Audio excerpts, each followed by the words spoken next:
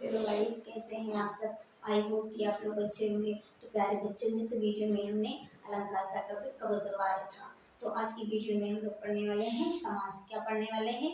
समास। समास का अर्थ होता है प्यारे बच्चों संक्षिप्तीकरण।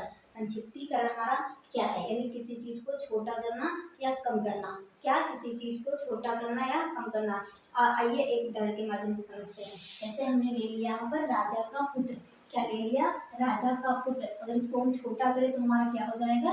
राजपुत्र। तो एक तरीके से समझ लीजिए कि यहाँ हमारा जो राजपुत्र है इसको ही संक्षिप्तीकरण कहते हैं।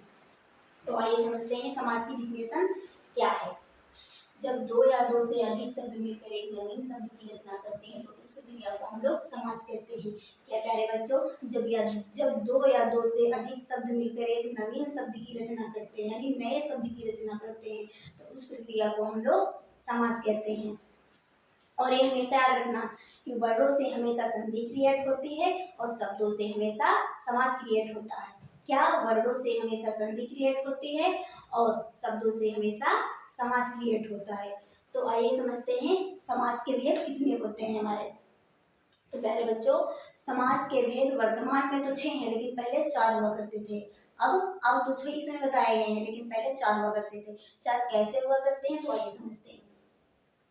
अविभाव समास, द्वंद्व समास, बहुव्रीहि समास, तत्पुरुष समास। जो प्यारे बच्चे हमारा तत्पुरुष समास है, ये हमारा उपभेद में पहले आया करता था। क्या? पहले उपभेद में आया करता था। इसके अंतर्गत ये हमारे दो होते थे, द्विगु समास और कर्मधारय समास। लेकिन ऐसा नहीं है, अब तो 6 हुआ करते हैं। अगर आपको कहीं भी एग्जाम में आपको पूछ ले कि प्रधानता के आधार पर समास हमारे कितने होते हैं, तो 4 ही लगाना। ठीक है, वैसे तो 6 लगाना। वर्तमान में तो हमारे 6 हैं, लेकिन प्रधानता के आधार पर अगर पूछ ले तो 4 लगाना। आप समझते हैं, हमारी एक ट्रिक है। अब आप लोग कहें अब आप लोग कहेंगे कि ये 6 समाज हैं, कैसे याद करेंगे? तो आइए ट्रिक के माध्यम से हम बताते हैं। वैसे ट्रिक के माध्यम से आप जल्दी ही समझ जाएंगे, याद भी जल्दी हो जाएंगे। तो आइए समझते हैं। ट्रिक हमारी है द्वंद्वी अवतक। क्या है? द्वंद्वी अवतक। तो आइए बढ़ते हैं। द्वा मीन्स द्वंद्व समास, द्वि मीन्स द्विगु समास, आ माने बहुव्रीहि समास, बा मीन्स बहुव्रीहि समास, ता मीन्स तत्पुरुष समास, का मीन्स कर्मधारय समास। पहले बच्चों की हमारी क्या है? द्वंद्वी अवतक।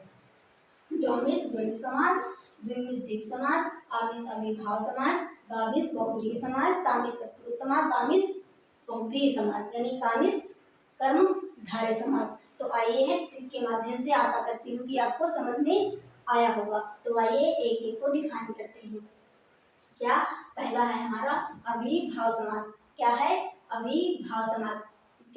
इसके अंतर्गत हम लोग पढ़ते हैं, इसका प्रथम पद प्रधान होता है।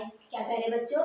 इसका प्रथम पद प्रधान होता है और अगर शब्द में उपसर्ग लगा हो तो वहां पर अविभाव समास होता है।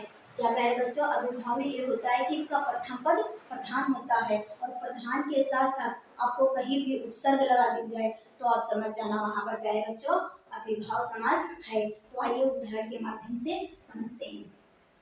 यथाशक्ति, प्रतिवर्ष। देखो यथाशक्ति में पहले या आया है, उपसर्ग दिखा है आपको। यहाँ पर प्रतिवर्ष में भी उपसर्ग लगा है, आज जन्म में भी उपसर्ग लगा है, प्रतिदिन में भी उपसर्ग लगा है, आमरण में भी उपसर्ग लगा है, इत्यादि। अगर ऐसे उदाहरण आपको कहीं भी दिख जाए उपसर्ग वाले और उसका पहला पद प्रधान हो तो आप समझ जाना वहां पर अविभाव समास है। ये हमारी पहली ट्रिक है।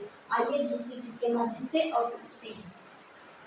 और अगर किसी शब्द की पुनरावृत्ति हो, क्या? और अगर शब्द की पुनरावृत्ति हो तो वहां पर भी हमारा अविभाव समास होता है और योजक चिन्ह भी लगा हो। योजक चिन्ह के साथ साथ में हमारे शब्द की पुनरावृत्ति हो तो वहां पर समझ जाना प्यारे बच्चों अविभाव समास है। प्यारे बच्चों, ये योजक चिन्ह की ट्रिक शब्द ही काम नहीं करती है, लेकिन जो पुनरावृत्ति की शब्द की पुनरावृत्ति ये काम कर जाती है। तो योजक चिन्ह के साथ साथ में शब्द की पुनरावृत्ति भी होनी चाहिए, वहां पर भी हमारा अविभाव समास होगा।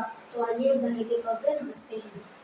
जैसे यहाँ पर दिया है धड़ा धड़। धड़ा में योजक चिन्ह भी लगा है, यहाँ पर शब्द की पुनरावृत्ति भी हुई है। धर धर, इसमें भी पुनरावृत्ति हुई है। रातों रात, धीरे धीरे, भागम भाग, यहाँ पर भी योजक चिन्ह के साथ साथ में भी प्यारे बच्चों शब्द की भी पुनरावृत्ति हुई है, इसीलिए यहाँ पर अविभाव समास बताया गया है। आइए पढ़ते हैं द्वंद्व समाज हमारा क्या होता है। तो आइए पढ़ते हैं द्वंद्व समाज की परिभाषा। इस समाज में दोनों पद प्रधान होते हैं और समाज को विग्रह करने पर और आए और आपस में विलोम हो, वहाँ पर द्वंद्व समाज होता है प्यारे बच्चों।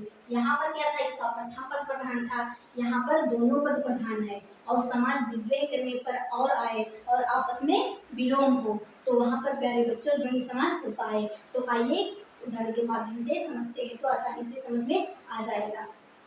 तो आइए समझते हैं। राधा कृष्ण, राधा और कृष्ण, देखो राधा और कृष्ण में और भी आया है, इसका आपस में विलोम भी है प्यारे बच्चों। गुण दोष, गुण का विलोम क्या होता है, दोष होता है। माता का विलोम क्या होता है, पिता होता है। नर का विलोम नारी होता है और पशु का विलोम पक्षी होता है। और सब में आपस में विलोम भी है और भी दर्शा रहा है, इसीलिए यहाँ पर प्यारे बच्चों द्वंद्व समाज है। आइए एक बार और एक्सप्लेन करते हैं दोबारा, तो और भी अच्छे से समझ में आ जाएगा।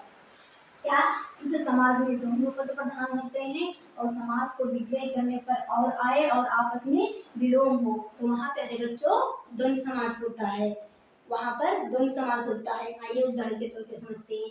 जैसे राधा कृष्ण, राधा कृष्ण का आपस में विलोम है। गुण दोष का भी आपस में विलोम है। माता पिता का भी आपस में विलोम है और सब में और दर्शा रहा है। माता और पिता, नर और नारी, पशु और पक्षी, राधा और कृष्ण, सबका आपस में विलोम है, सबका आपस में विलोम है और यहाँ पर और भी दर्शा रहा है। तो ऐसे उदाहरण आपको कहीं भी दिखे तो आप समझ जाना यहाँ पर द्वंद्व समाज है प्यारे बच्चों। तो उम्मीद करती हूँ कि आज की वीडियो आपको पसंद आई होगी, और अगर पसंद आई है तो वीडियो को लाइक और चैनल को सब्सक्राइब करना ना भूलें। तो प्यारे बच्चों सब्सक्राइब जब तक नहीं करोगे तब तक हमारे द्वारा पढ़ाई गई कोई भी नोटिफिकेशन आपको नहीं पहुंच पाएगी। अगर चैनल को सब्सक्राइब करोगे तो हमारे द्वारा पढ़ाई गई सारी वीडियोस आप तक नोटिफिकेशन के जरिए आप तक पहुंच पाएंगी। तो इसीलिए चैनल को जरूर सब्सक्राइब करिए।